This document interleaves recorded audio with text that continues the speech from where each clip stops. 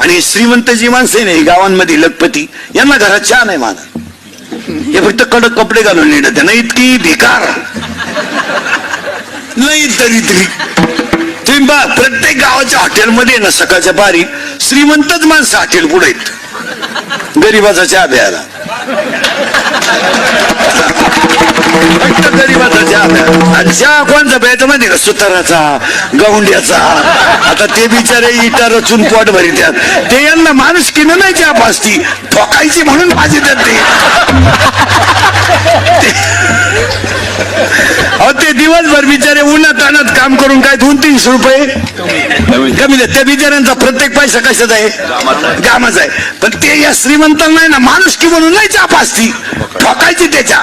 मग ते म्हणते हॉटेल पुढे, दादा दादा कॅश, दुसरं काही नाही म्हण, दादा चहा घ्या.